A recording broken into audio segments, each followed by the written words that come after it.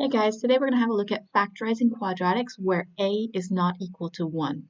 Remember, this is the format of our quadratic where we have three terms, ax squared plus bx plus c. So when I talk about a not being equal to 1, I mean that there's a number in front of the x squared term that's not a 1. Okay, so when x squared has a coefficient, first of all, a coefficient is the number that gets multiplied by the variables in each term. So here a is the coefficient of the x squared term, b is the coefficient of the x term, and c is just a coefficient which has no variable at all. We could just say that that's a value. Okay, up until now, we have mostly been assuming that a is equal to 1. So we're just basically, when there's no number in front of the x squared, it's just 1x squared. And that's been made easier for us when we're factorizing because we just started by setting up our two sets of brackets and we automatically put x in one bracket and x in the other bracket because we know that x times x makes x squared. But now that we've got a number in front of the x squared, we can't do that anymore because x times x will just be x squared, and where would our number come from? So things are going to get a bit more difficult.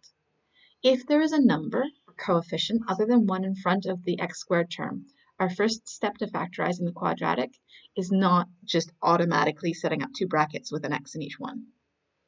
In the best case scenario, we always look and really hope that we can find a common factor to factor out. That's going to make things easier for us. So let's have a look at an example, which is in the best case scenario. Right, so we're going to look for a common factor here. I see that this is a quadratic. It's got an x squared term. That tells me it's a quadratic. It's got an x term and it has a number term. The number in front of the x squared term is going to start to make you nervous when you realize the work that goes into factorizing these. But this is one of the best case scenarios where that number in front of the x squared is a common factor for all three terms. That means that all three terms can be divided by the coefficient of the x squared term. This can be divided by 2. This can be divided by 2, and this can be divided by 2.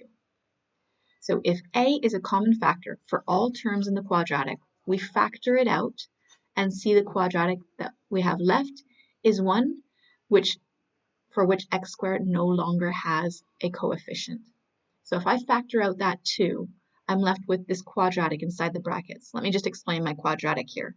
This is year 10 work though, looking at an expression and saying they have a common factor and factoring out that common factor, right? But 2 times x squared, that's how I got that. That makes it 2x squared. 2 times the 3x multiplies to make 6x. And 2 times the 2 multiplies to make 4. So you can see that this is equivalent to what's above. And by factoring out the 2, I now have a quadratic left over where there's no value in front of the x squared. So we're assuming that to factorize this, I can just set up two brackets, x in each bracket, and figure out what the numbers are. So this is why it's called the best case scenario, because now we just factorize like normal. So I've got my 2 out front because I know it's 2 times whatever this is.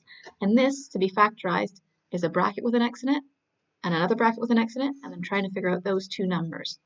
Remember the rule? They need to multiply to make the last term and add to make the middle term. What numbers multiply to make 2? There aren't very many numbers that multiply to make 2. 1 and 2, they're the only factors. So 1 and 2 multiplies to make 2, 1 and 2 add to make 3. 1 and 2 are my values.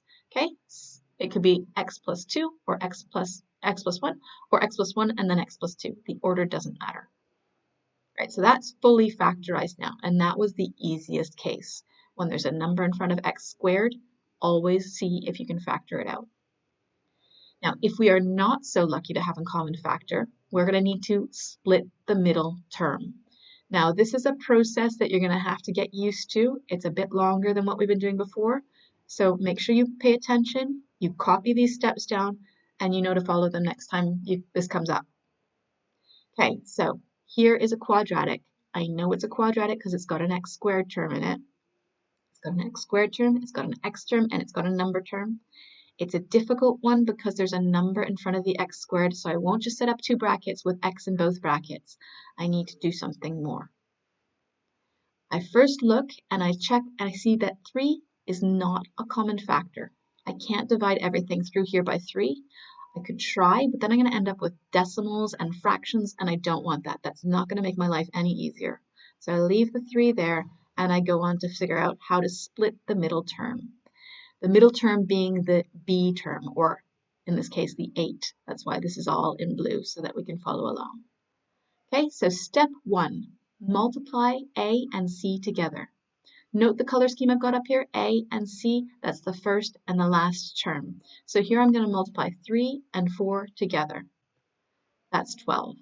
Step 2, find two numbers which multiply to make this product, but add to give B. So what we just done above, A times C gives me a number. Now I'm looking for two numbers that multiply to give that number and add to give B, which is the middle term, right? I know that 3 times 4 multiply to make 12, but 3 plus 4 makes 7, not 8.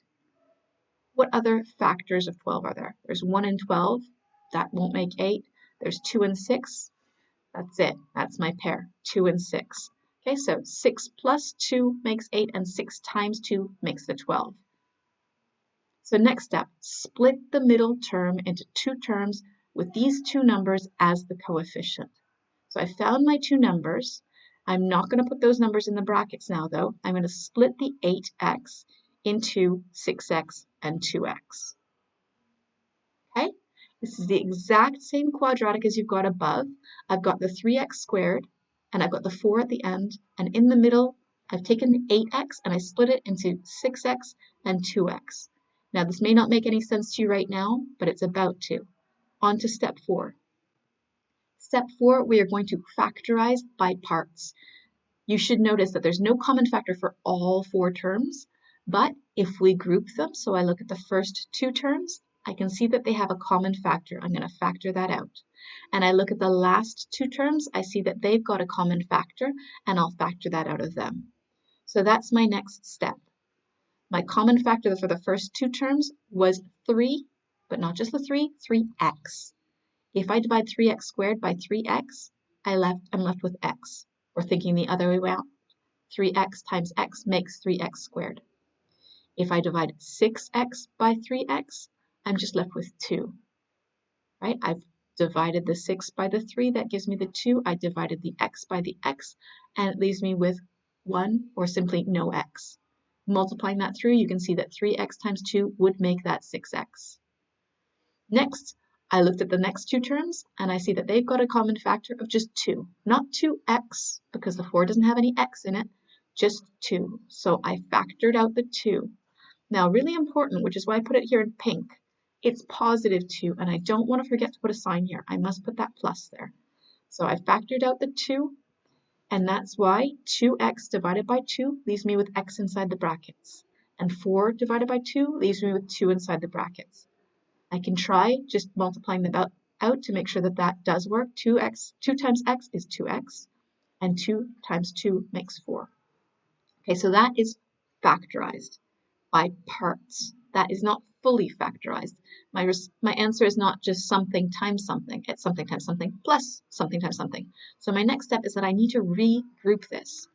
First, notice that the brackets must match. If the brackets don't match, so I'd have different numbers in here, or if the signs don't match, so one's plus, one's minus, then I've made a mistake. But my brackets match exactly, both x plus 2. So that means I can regroup. Basically, what I'm saying when I regroup is that this is 3x times something plus 2 times something. So all together, how many of these brackets do I have? I've got 3x times the bracket. I've got 2 times the bracket. Altogether, I've got 3x plus 2 of these brackets. Okay, so I'm going to regroup that. And what that means is I've just put together the 3x plus the 2 in the one set of bracket, and the repeated brackets that I see here, one of them has not disappeared. I've just grouped them together, so I only need to write it once, because if I were to expand this out, it would be 3x times x and 3x times 2, just like I've got up here, 3x times x and 3x times 2. And then I would go on to this next term, and I would do 2 times x and 2 times 2, just like I would have done here. It's just a nice, tidy way of grouping it back together, so you can see that I'm going to multiply both of these terms by this bracket. Okay, so that is splitting the middle term.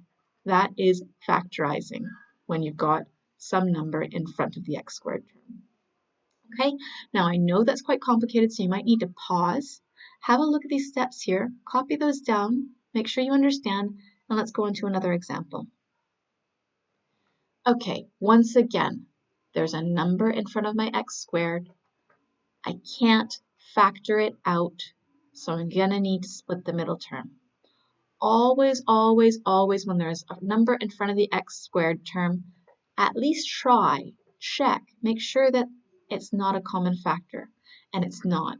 I can't divide 14 by 3, and I can't divide 8 by 3, so I can't factor the 3 out. So let's go through the steps again of splitting the middle term. First step, multiply a and c. A is the first term, c is the last term, so this is 3 times 8, and 3 times 8 is 24. Right, step 2. I'm finding two numbers now which multiply to make 24, but add to give the middle term, add to give 14. I know 3 times 8 multiply to make 24, but 3 plus 8 makes 11, not 14. So let's think of some other factors of 24. There's 1 times 24, but that's 25 when I add them. There's 2 times 12, that's it. 2 times 12 makes 24, and 2 plus 12 makes 14. So those are my numbers, 12 and 2. So I'm going to split the middle term into the terms with these numbers as the coefficient. So rather than 14x, I'm going to have 12x and 2x. Together that makes 14x. So it's the same quadratic as I've got above. I've just split these apart so that I can do my factorizing by grouping. Next step, factorize by parts. Look at the first two terms and see what the common factor is, and look at the last two terms and see what the common factor is. In the first two terms, I see that I can divide them both by 3, but I could also divide them both by x. So 3x is my common factor. For my last two terms, I can see that I can divide them both by 2. Not 2x, because 8 doesn't have an x, but just by 2. Okay? So there we go. Just double checking what I've got here. I did this divided by 3x, so the 3x is out front. That leaves x on its own. Or if I multiplied that back out, 3x times x would make 3x squared. I did 12x divided by 3x. 12 divided by 3 is 4, and x divided by x gets rid of the x out in here because it's already outside. 3x times 4 makes 12x. Here, my common factor was 2. 2x divided by 2 leaves just the x inside the brackets. 2 times x makes 2x. And 8 divided by 2 leaves me just 4 inside the brackets. 2 times 4 makes the 8.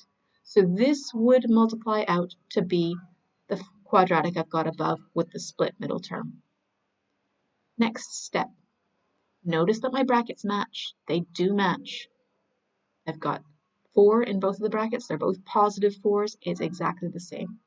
Okay, so I can say that I've got 3x times x plus 4, and I've got 2x times x plus 4. So all together, grouping that together, I have 3x plus the 2 multiplied by x plus 4. Again, to explain that, I do 3x times x, 3x times 4.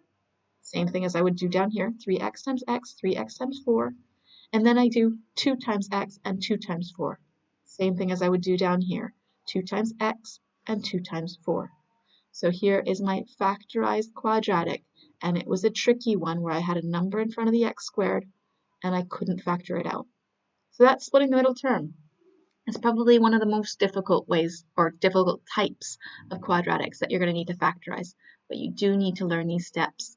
So go back over them if you need to, but if you're ready, here comes an exercise. Before we start, maybe we could have a look over these. It says here that this is when x squared has a coefficient, and it says here in bright blue, split the middle term, if we're not so lucky to have a common factor. So do go over these first and see, is there any of these where I don't need to split the middle term? Because you saw that process, it was a long process. Now I see that there is a number in front of the x squared here. That means that I'm going to have to do something, either factor it out or split the middle term. So check, can you factor it out? If so, great. If not, you're going to have to split the middle term. Looking at b over here, there's no number in front of the x squared. This is not where x squared has a coefficient. I can factorize this the normal way. Okay, so go through and check. Do any of these other ones not need to have the middle term split? Are any of these ones different? This one was different, for example. This one over here, I think, might give you difficulty as well. There is a number in front of the x squared term, and I can't divide everything by the square root of 3. I could divide this one by the square root of 3 and this one by the square root of 3, but not the 4. That would look horrible, 4 over the square root of 3. So we're going to have to split the middle term. Let me give you a hint on this one. A times c, square root of 3 times square root of 3 is 3. Okay, hopefully that helps you get a good start. Give it a try. I'll leave this here for a minute, a few seconds. Hit pause if you need to, and I'll put the answers up right now.